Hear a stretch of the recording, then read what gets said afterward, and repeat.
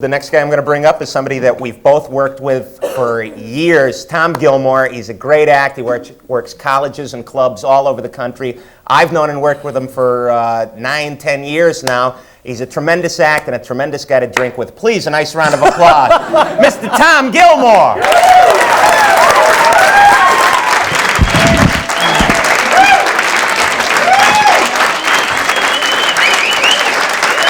Hi, you guys. Oh, please. Oh, please. How are you? Good? Yeah. All right. Nice to be here. I do a lot of colleges. I just did a college last night, and which is sort of weird for me, to be honest with you, because I was not a great student in school myself, even in high school. You know, I wasn't on the honor roll at my high school. I didn't make the football team. I didn't have the old school spirit, you know. I was part of what was known in school as the disruptive element. There are always a few who spoil it for the rest. And you know who you are. Yeah, we know who we are. We're not telling you, maggot. Worst subject I had in school was French, though, because my French teacher, Miss Rote, was the type who would urge you to speak out in class. You know, she said, if you have any questions, just raise your hands. Remember, class participation constitutes 1/3 of your grade. I want you to feel free to ask questions. They turn on you so fast. Right? Yeah, Miss Rote, I have a question. Well, I'm sorry. I can't hold up this whole class. Just for you, Mr. Gilmore. The answers are all in the book. And the book. I don't mean to be rude, but this stuff's all written in a foreign language. You know, I figured if I could get a right answer, I'd be all set, right? That's what they want, the right answer. Even I would get one right once in a while. It doesn't help. How many quarts in a gallon, Mr. Gilmore? 4. Are you asking me or telling? Sometimes nobody'd know the right answer. That would irritate me even more. How many quarts in a gallon, class?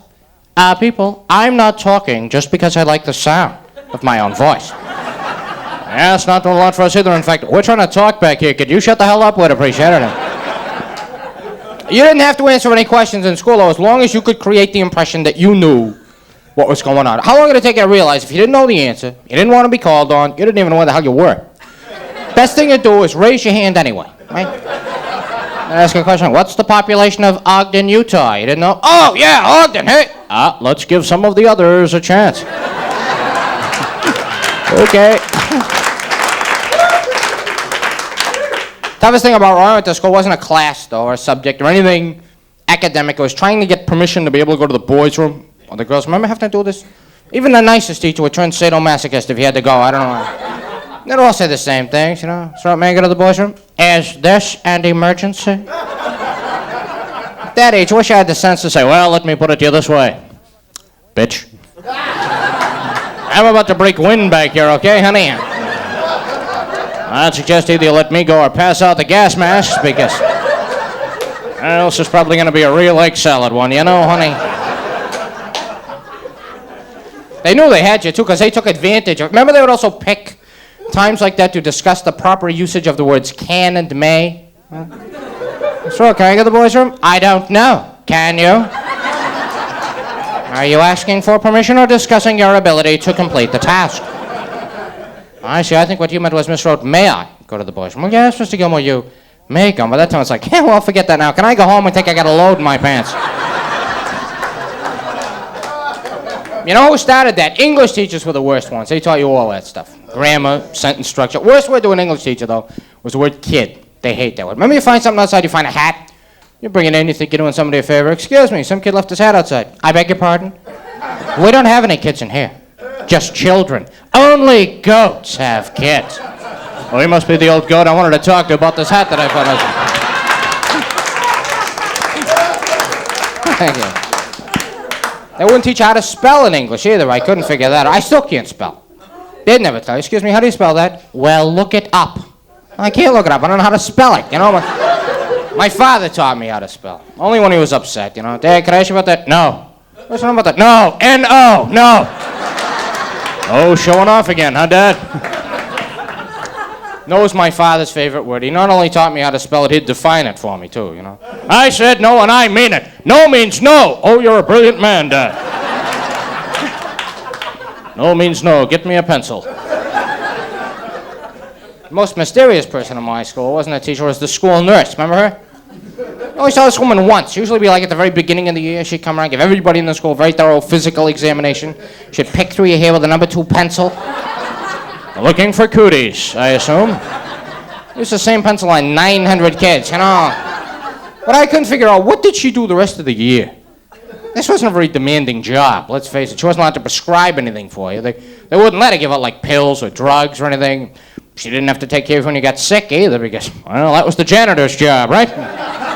Mr. Henderson, could you bring some sawdust up to room 302, please? Scariest person in my school was the guidance counselor, though, because guidance counselor, they had something they could hold over your head, right? Your permanent record card. Scary thing about your permanent record card is it will follow you for the rest of your life. I'm still waiting for that thing to show up, you know. Yes, you meet all the qualifications, and in fact, I think we can use you here on the board at Exxon. You know, I like the way you handle that thing with the big... Hey, wait a minute. What's this? Permanent record card? I don't know, it says you had a load in your pants in the 3rd grade, Tom. I'm afraid that's not quite what we had in mind. Thanks, I had a nice time. Thanks a lot.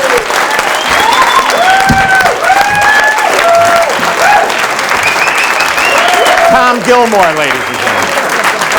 Tom Gilmore. Hello, Tom. Hello, Carol. How are you? I got a little tie clasp. There you go. It's a beautiful thing. Yeah. We replaced the whale this week, I think. Yeah. This is a good show. I'm glad to have both these guys on. These are guys that I've worked with for a long time. We've been doing stand-up, I think, between all of us, 70, 80 years now. What? I think it makes us seem less funny the longer you tell them we've been doing this, though, don't you think? Good point, Tom. Kevin's tie actually spins around and mine doesn't, so I'm a little... Just have the... Yeah, Tom, you wouldn't have a tie that would spin around because you had kind of a strict upbringing from your parents, didn't you? Kind of tough parents. Kind of tough. My mother was weird, actually. Not so much tough, she was strange. My mother had weird... Like if she lost Like what? something around the house, Yeah, she wouldn't go look for it like a normal person. yeah. She'd pretend to be the thing that she lost. You know what I mean? Like what? My mother lost a spoon. She'd stay in the middle of the kitchen and go, now if I were a spoon, where would I be? You're scaring the hell out of me now, Ma. And they wanted you to be honest, right? Tell the truth. And parents weren't honest about a lot of things, especially things you didn't want to do, like going to the doctors. Remember getting a shot? And I say, oh, it won't hurt. It's just like getting a bee sting. Yeah.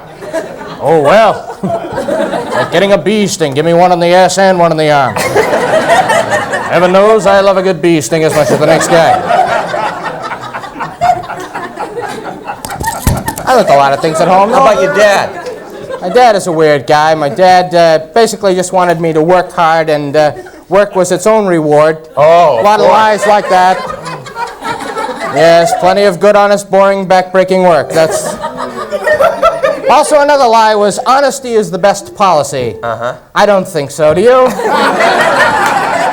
Never got me anyway. No. That's not going to get you on Saturday Night Live, is it? Excuse me. No. Case. Out of weird rules. I did learn some things, some valuable things. Yeah, like? Like from my mother, I think. One thing I learned was school clothes are different than play clothes. Of course, they were different. School clothes are always uncomfortable, for one thing. Your mother's anything like mine. She never bought them to fit you that year. So, like, for the next 3 or 4 years in a row, you know, he'll get more than one season out of these. Godzilla would get more than one season out of these. You look like you've been able to dress yourself well now. Although you're married, well, so I don't they know. fit now. They fit now. Yes, I'm married. My wife picks out my clothes because I don't know what goes with what. You know that how they go, oh, you can't wear those with those. The white pants and the brown and the green and... There's a lot of brown here. I don't follow that. I just drove out to the West Coast, my wife and I. Good marriage, I think. Both you in a car together? Yeah. I wanted to fly out. My wife said, no, let's drive. I want to see a little bit of the country. I drive to Iowa, Nebraska. Pretty much want to keep that camera right on the seat beside you. Every 1,000 miles or so brings another unique photo opportunity. We got along pretty good, actually, till we had car trouble. You know, we got a flat right in the middle of nowhere. It's raining. My wife starts crying. She's going, I hate this. I knew this would happen. I want to go home. Then I started to get upset because I thought you'd never get those lugs off. It's counterclockwise, honey. All right. You helped her with a jack, though. That's right. I held the flashlight while she jacked it up. And, You know, they you know, always I believe in that complain. equal partnership thing They that always women's complain. live. It And makes you sick. that's right. I like New England, actually. Yeah? There are You grew up in exceptions. New England. That's right. I grew up in Massachusetts. I don't want to pinpoint the house because there might be snipers in the crowd. I was down in Rhode Island last week. Now, Lucky you. yeah, you get a certain impression about that whole state just from watching the news on TV. Yeah? You put on a Boston station, you're watching the news, a guy will come on and say something like, the teachers want a pay raise, the sanitation workers may strike.